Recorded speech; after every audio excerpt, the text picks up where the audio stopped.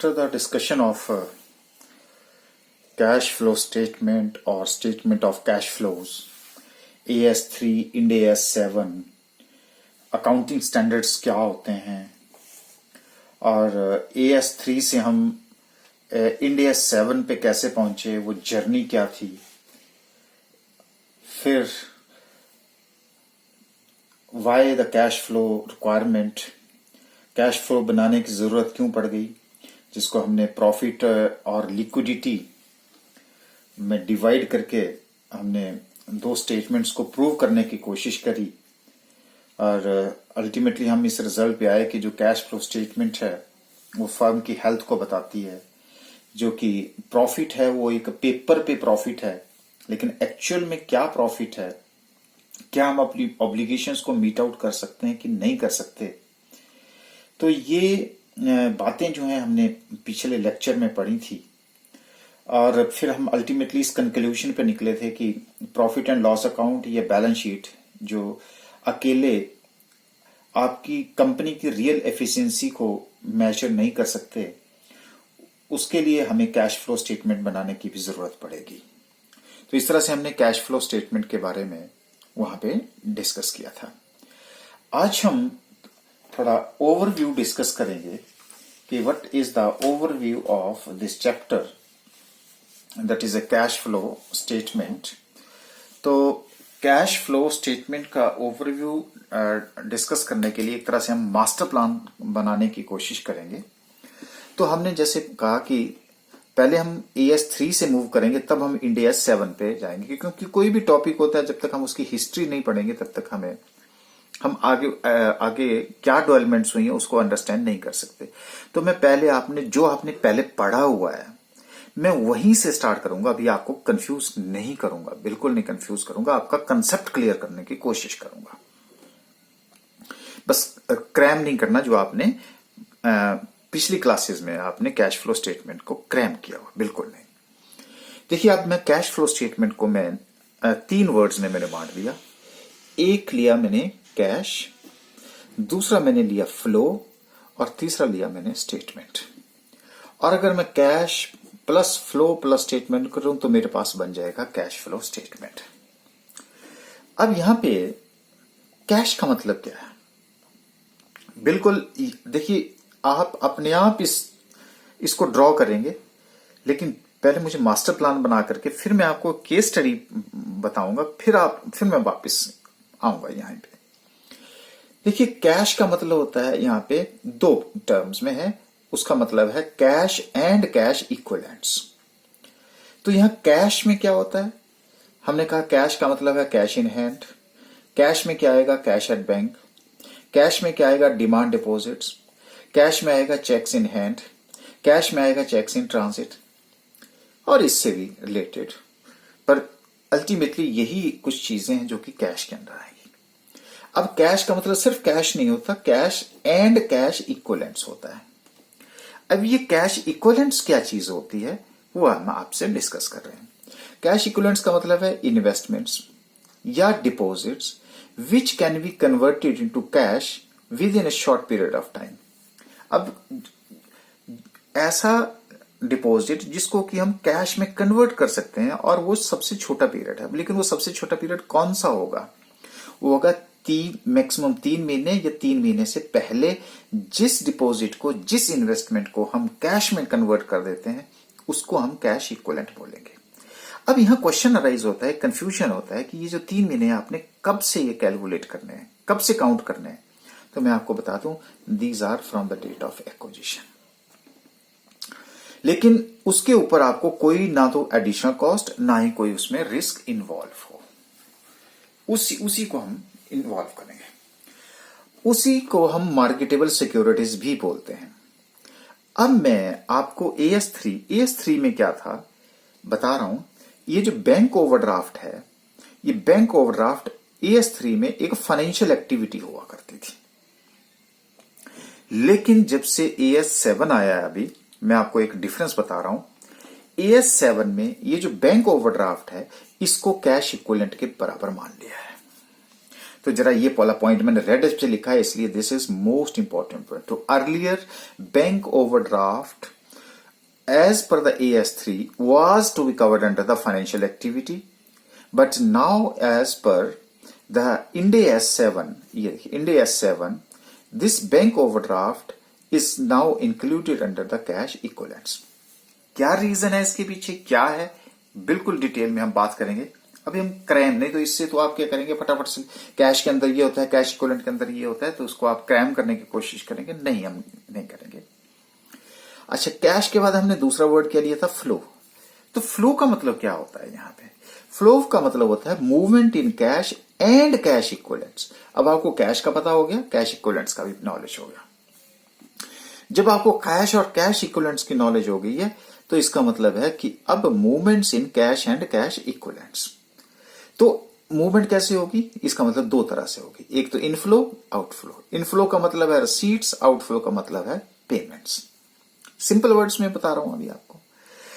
Now ये जो inflow और आउटफ्लो है, इसको क्लासिफाई किया गया है और उसको तीन कैटेगरी में क्लासिफाई. बिल्कुल रट्टा नहीं लगाएंगे आप, मैंने बता दिया आपको. अभी मैं आपको एक मास्टर प्लान बना रहा हूं, आप अपने आप क्रिएट करेंगे, देखना.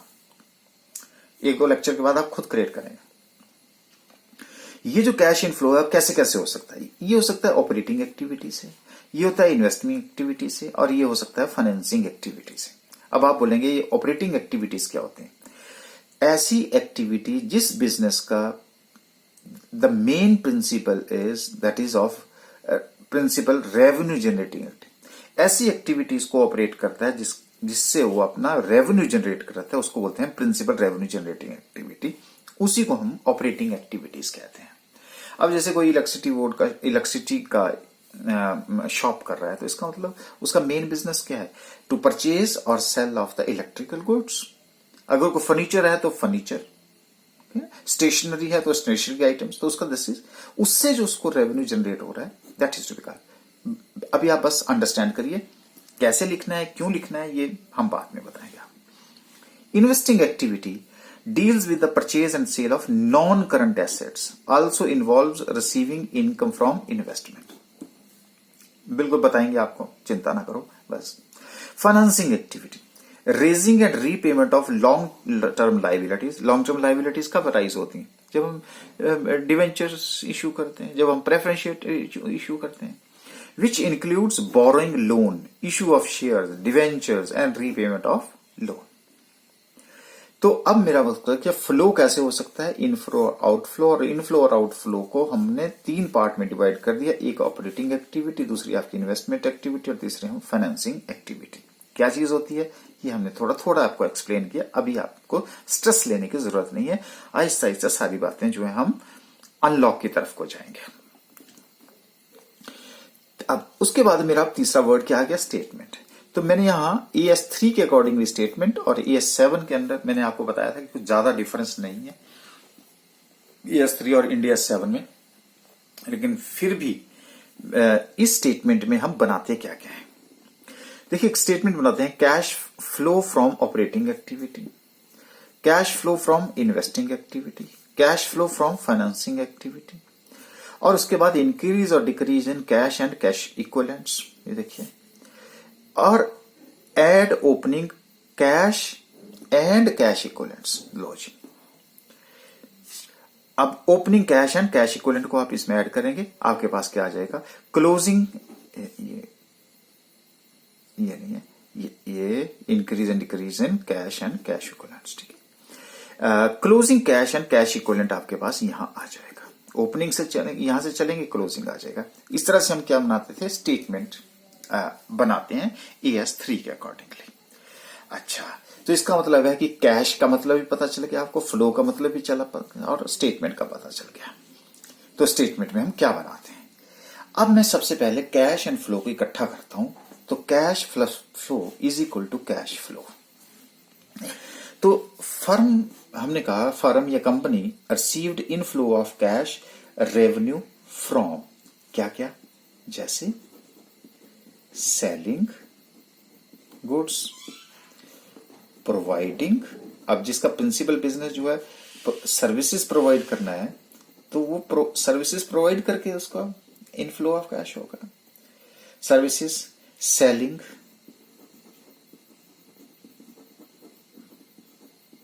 Assets, earning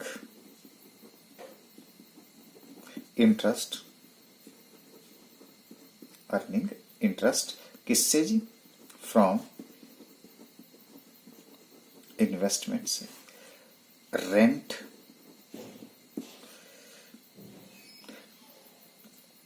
taking out loans,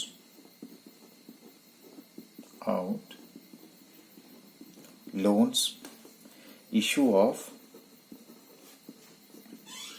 new share, sorry, excuse me, issue of new shares।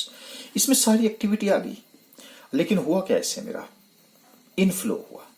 उस तरह से मेरा cash outflow can result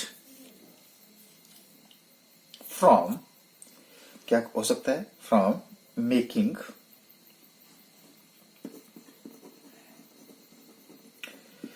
purchase,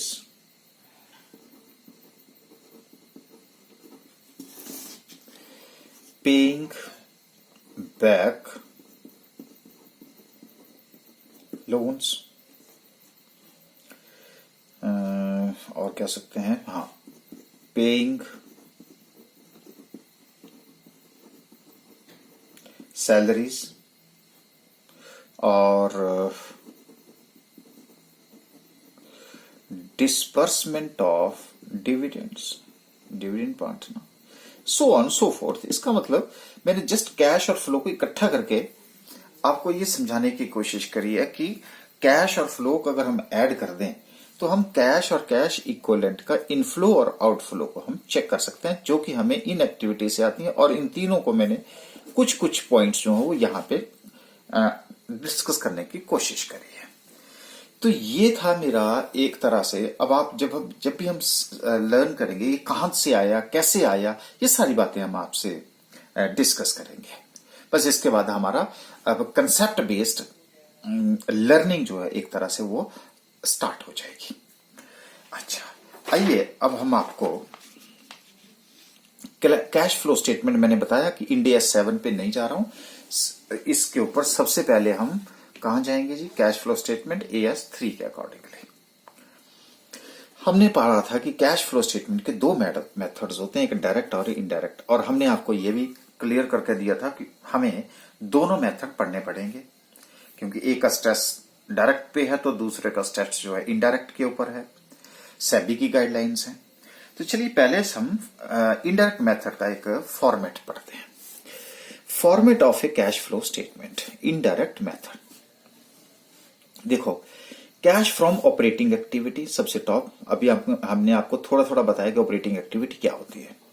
उसमें हम net profit before tax, add operating expenses, add non cash expenses, add non operating less non operating incomes और less non cash incomes. बिल्कुल बताऊंगा ये नॉन क्या चीजें होती हैं, क्या नहीं होती, सारी बातें आपसे क्लियर करूंगा। अभी बस आप एक साथ मेरा फॉर्मेट देखते रहिए। ये आइटम आ गई, यहां पर इसका सबका प्लस हो गया। Add decrease in current asset, ये वर्किंग कैपिटल है, क्योंकि वर्किंग कैपिटल के बिना जो है वो बिजनेस नहीं चलता। Add increase in current liabilities, less increase in current assets and less decrease in current liabilities, ये प्लस हो गया। ग्रैंड टोटल मेरा टोटल ए आ गया। अच्छा, अब देखिए, अगर मैं फिक्स्ड एसेट्स को परचेज कर दूं, ये दूसरी मेरी इन्वेस्टिंग एक्टिविटी है। अगर मैं फिक्स्ड एसेट्स को परचेज करूंगा तो कैश मेरा बाहर जाएगा, इसलिए इसको मैंने माइनस कर दिया। जब मैं इन्वेस्टमेंट्स को परचेज करूंगा तो भी क्या होगा जी? तो भी मेरा कैश बाहर जाएगा, इसलिए मैंने माइनस कर दिया। सेल ऑफ फिक्स्ड एसेट्स और इन्वेस्टमेंट करूंगा तो कैश प्लस होगा। Interest, dividend, rent received on investments क्या होगा जी? मेरा प्लस होगा। इस तरह से जो मेरा प्लस माइनस का रिजल्ट होगा मेरा टोटल बी आ जाएगा। अच्छा, उसी तरह से कैश फ्रॉम फाइनेंसिंग एक्टिविटी आ जाएगा तीसरा। तो इसमें मेरा issue of shares, debentures, bank loan. अब बताओ, जब मैं शेयर्स और डिवेंचर और बैंक लोन इश्यू करूंगा तो मेरा कैश आएगा, तो मेरा इंक्रीज हो गया। जब मैं प्रेफरेंस शेयर्स को, लोन को रिडीम करूंगा, ये लोन पे कर दूंगा, तो क्या होगा? तो माइनस हो जाएगा। उसी तरह से मैं अपने शेयर्स को बाय बैक करूंगा तो मेरा कैश जाएगा, उस तरह से मैं डिविडेंड इंटरेस्ट पे करूंगा तो भी ये बाहर चला जाएगा। इस सब का जो रिजल्ट होगा वो मेरा टोटल सी आ जाएगा। इस तरह से ये मेरा ये देखिए कैश फ्रॉम दोबारा रिपीट कर देता हूं क्योंकि नहीं आ रहा था कैमरे में। Cash from financing activity, issue of the shares, debentures और बैंक लोन है तो प्लस होगा, रिडेम्पशन ऑफ प्रेफरेंस शेयर्स है तो माइनस होगा, बाईबैक ऑफ शेयर्स है, डिविडेंड इंटरेस्ट पेड माइनस हो गया, ये टोटल सी हो गया। तो net cash flow during the year क्या हो जाएगा, ए प्लस बी प्लस सी आ जाएगा। ए मेरा ये, बी मेरा ये, सी मेरा ये, इन तीनों का प्लस करके मेरे पास ये रिजल्ट आ जाएगा जो कि मैंने आगे भी लिखा हुआ है। तो ये मेरा net cash flow during the year हो गया, A plus B plus C, इसका रिजल्ट यहां आ गया। Add opening cash and cash equivalents, अब आपको पता है कैश इक्विवेलेंट्स क्या होती है, और रिजल्ट मेरे पास क्या आ जाएगा, closing cash and cash equivalents. ये मेरा फॉर्मेट है। अब मैं आपसे जो असली लर्निंग है वो मैं यहां से आपकी स्टार्ट करता हूं। अच्छा देखिए, सबसे पहले तो मुझे आप ये बताइए कि इससे पहले आपने कब जैसे ऐसा रिकॉर्ड किया होगा जहां पे आपका कैश आता है और सिर्फ कैश जाता है, सुना है कभी आपने? बोलो। अच्छा आप नहीं बोल पाओगे, सोचिएगा तो। अरे भाई, आपने इससे पहले बनाया था कैश अकाउंट, इससे पहले आपने बनाया था रिसीट एंड पेमेंट अकाउंट।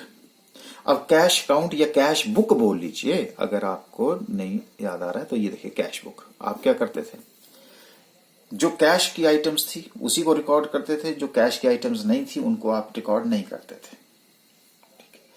एक साल में क्या गया, एक साल में क्या आया, वो सारा रिकॉर्ड आप किस में लिखते थे, कैश बुक और कैश। फिर कैश फ्लो स्टेटमेंट बनाने की जरूरत क्यों पड़ गई? बिल्कुल, देखिए इसमें क्या है कि अकाउंटिंग स्टैंडर्ड्स में इसको थोड़ा सा हम सजा के मतलब कैश बुक और कैश अकाउंट ही होगा, लेकिन उसको जरा थोड़ा सजा के करना पड़ेगा, उसको डेकोरेट करके आपको बताना पड़ेगा। और इसका मतलब है कि आपने पहले भी इन चीजों को रिकॉर्ड किया है, लेकिन अब सजाना है तो सजाने के लिए तो फिर भी आपको सीखना ही पड़ेगा।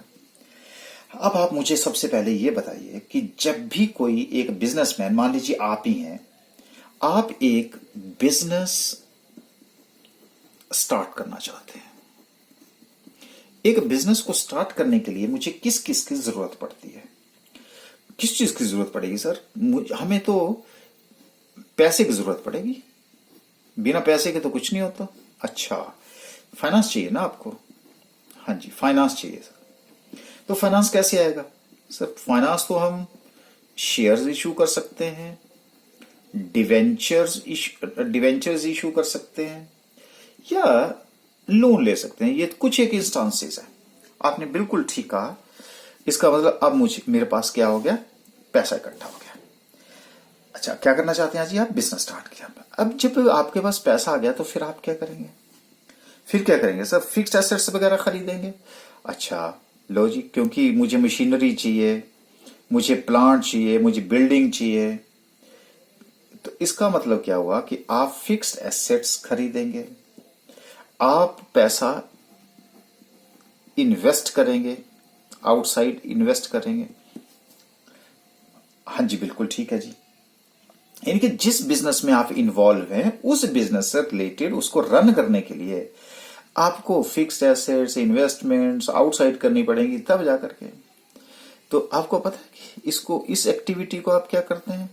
इस एक्टिविटी को हम ये बोलते हैं कि जी मैंने अब पैसा क्या कर दिया जी, इन्वेस्ट कर दिया।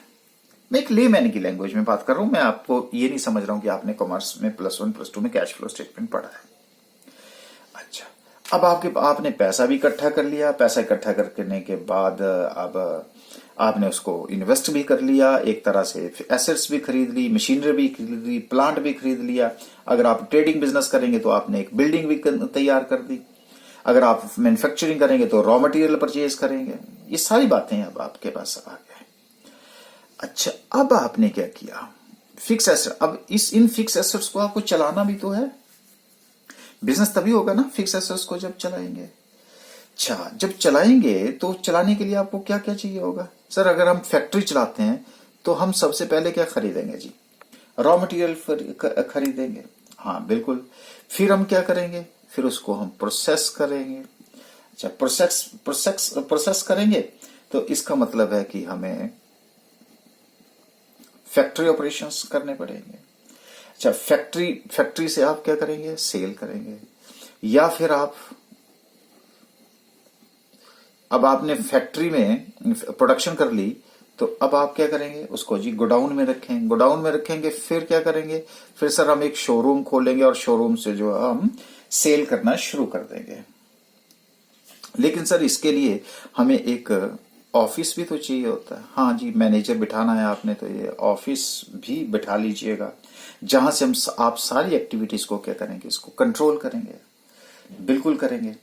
तो आपको पता है इसको, इन सारी एक्टिविटीज को क्या बोलते हैं? जिसमें आप पूरी तरह से इन्वॉल्व हैं, इस एक्टिविटी में आप पूरी तरह से इन्वॉल्व हैं, तो हम इसको बोलते हैं ऑपरेशन। कौन सी एक्टिविटी बोलते हैं जी? ऑपरेशन एक्टिविटीज बोलते हैं। अब बताइए, यहां तक बात आपको क्लियर होगी?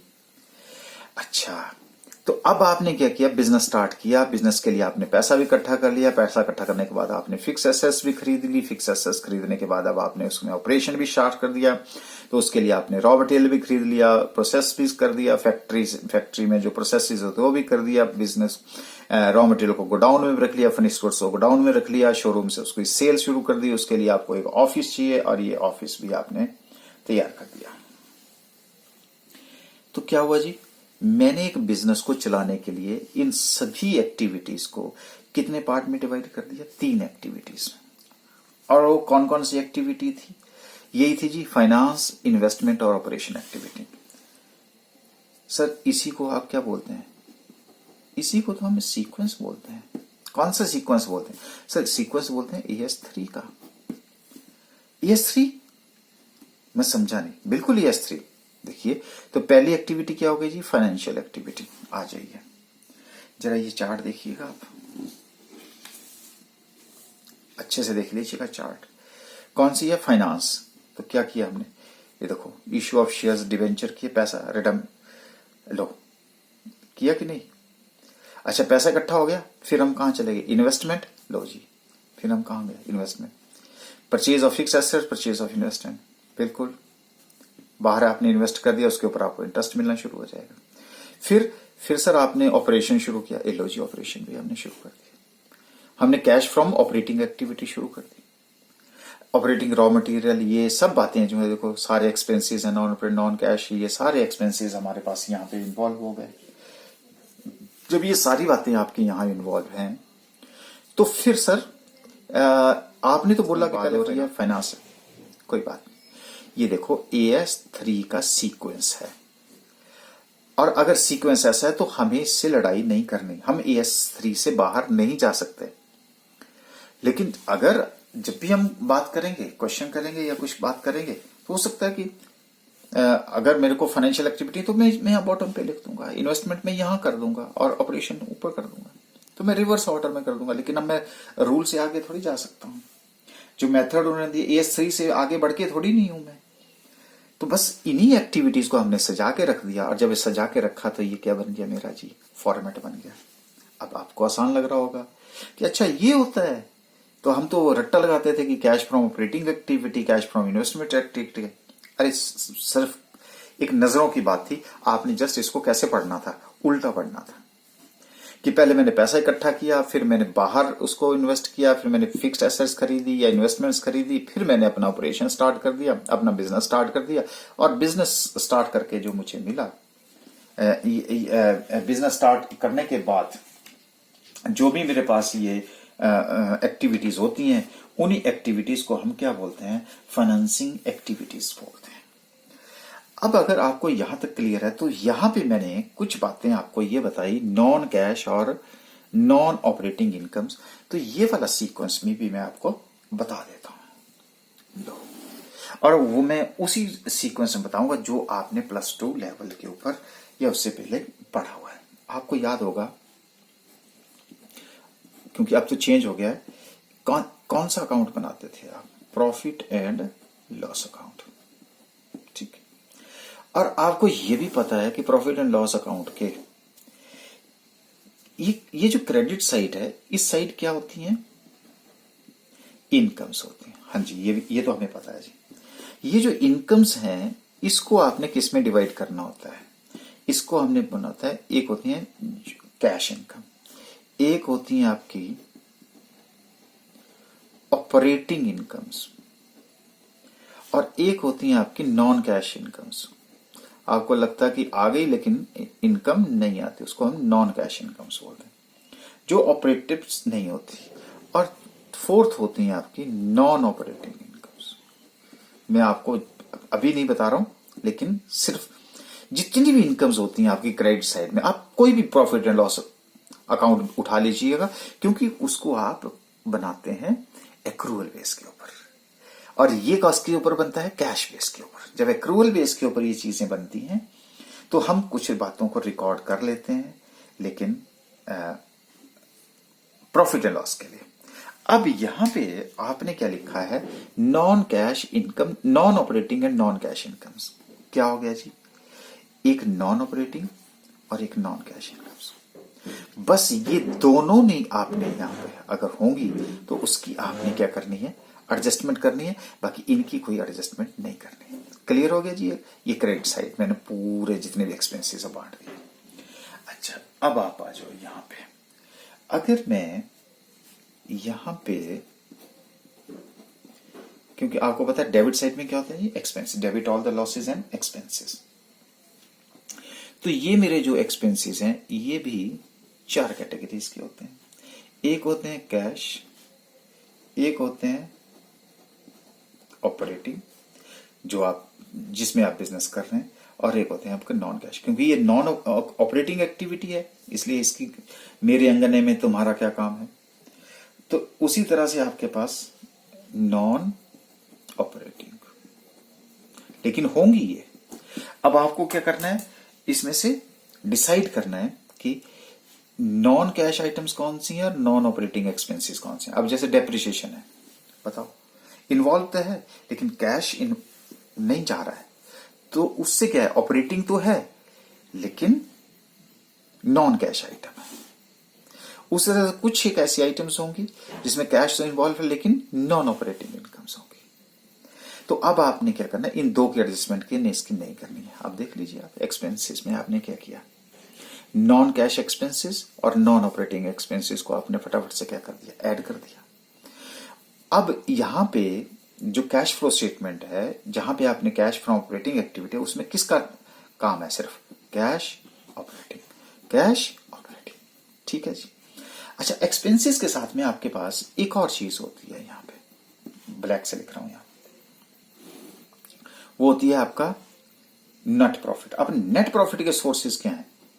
कैश, उसके बाद आपका ऑपरेटिंग से, फिर आपका नॉन कैश से, और fourth one is that is non operating. अब आपने भी यहां पे क्या करना है? सिर्फ ये दो लेने हैं, ये वाले जो हैं इनकी जगह यहां नहीं। तो मैंने प्रॉफिट एंड लॉस अकाउंट को भी कितने पार्ट में डिवाइड दिया? ये आपकी डेबिट और क्रेडिट की लाइन है। इधर आपकी credit all the incomes and gains होते हैं, डेबिट में एक्सपेंसेस होते हैं। एक्सपेंसेस में मैंने यूं लिखे हैं, आपके यूं होते हैं, लेकिन मैंने आपको डिवाइड करके दिया, cash operating, non cash, non operating, cash operating. जब टाइम आएगा मैं अपने आप आपको बताऊंगा, लेकिन मैंने कैसे यहां से उठाए हैं वो मैं आपको यहां पे बता रहा हूं। तभी तो मैं क्या करता हूं, यहां पे बेस किसका लिया? नेट प्रॉफिट का। ये बिफोर टैक्स भी हो सकता है, आफ्टर टैक्स भी हो सकता है। अब उसमें आप क्या करते हैं? प्लस और माइनस किसकी एडजस्टमेंट्स, उसमें क्या करते हैं? आप एडजस्टमेंट्स करते हैं। और वो एडजस्टमेंट किस चीज की करते हैं? आप करते हैं नॉन कैश और नॉन ऑपरेटिंग की, non cash and non operating की, non cash and non operating. कौन से? Expenses, incomes and net profits. ये देखिए, ये इसी की तो एडजस्टमेंट है नेट प्रॉफिट में। यही तो है वर्किंग कैपिटल जो आपके उसको इफेक्ट करता है। तो ये यहां से आ गया, और हमें तो सिर्फ कैश फ्लो किससे लिखना है? ऑपरेटिंग एक्टिविटी से। बच गए नहीं है। सो दैट्स वाई कहां से आया? आपका लॉजिक जो है क्लियर हो जाना चाहिए। अब देखिए, ये सारी बातें हम ऐसा करेंगे नेक्स्ट लेक्चर में आपके साथ एक क्वेश्चन लेंगे, एक कंसेप्ट बेस्ड क्वेश्चन लेंगे और फिर हम इसको डिस्कस करने की पूरी कोशिश करेंगे कि अब दोबारा से आपके और कंसेप्ट क्लियर करने की कोशिश करूंगा। अब देखिए, अब आपने इतना पढ़ लिया, तो अब हमने क्या किया, देखिए कैश क्या आ गया, cash and cash equivalents, movement in cash, inflow और आउटफ्लो, तीन एक्टिविटी जो अभी हमने पढ़ी, कौन सी, तो मैं दोबारा से उल्टा जा रहा हूं, फाइनेंसिंग एक्टिविटी पहले आ गई जी, हमने पैसा इकट्ठा किया, फिर हमने उसको इन्वेस्ट कर दिया, फिक्स एसेट खरीद ली और फिर हमने अपना बिजनेस स्टार्ट कर दिया, तो उन एक्टिविटी को हम क्या बोलते हैं, ऑपरेटिंग एक्टिविटी। आप देख सकते हैं these are principal revenue generating activity. अब समझ आ रहा होगा। Deals with the purchase and sale of non current assets, also involves receiving income from investments. और आपकी फाइनेंशियल एक्टिविटी क्या होती है, raising and repayment of long term liabilities. Liabilities कौन सी होगी जी, आप इश्यू ऑफ शेयर्स करते हैं, प्रेफरेंस शेयर्स करते हैं, डिवेंचर है, लोन लेते हैं, ये सारी बातें हम किस में करते हैं, पैसा इकट्ठा करने में लगाते हैं। और ये हमारी स्टेटमेंट बन गई। देखो, cash flow from operating activity, non operating हम छोड़ दी, इन्वेस्टिंग यहां से आ गई और कैश फ्लो यहां फाइनेंसिंग से आ गई तीनों, और इस तरह से इंक्रीज और डिक्रीज कर देते हैं। ओपनिंग आ जाता है आपके पास और उसके बाद प्लस करके आपके पास क्लोजिंग आ गया, और इसी तरह से आपका कैश फ्लो स्टेटमेंट बन जाता है। तो cash plus flow plus statement which is known as cash flow, which was known here as the overview of the chapter, और ये ही हमने इसको सिंप्लीफाई करने की कोशिश करी। तो नेक्स्ट लेक्चर में हम अब क्या करेंगे, इसी से हम एक अपना क्वेश्चन बनाएंगे और एक तरह से कंसेप्ट बिल्डिंग क्वेश्चन डिस्कस करेंगे। और मैंने आपको बताया कि अभी हम जो भी डिस्कशन कर रहे हैं वो हम AS3 के अकॉर्डिंगली करेंगे। जहां जहां डिफरेंस है वो मैं आपको साथ साथ बता रहा हूं, और उसके अकॉर्डिंगली हम इंडिया 7 की तरफ को मूव करेंगे। तो आज इतना ही। नेक्स्ट लेक्चर में कंसेप्ट बिल्डिंग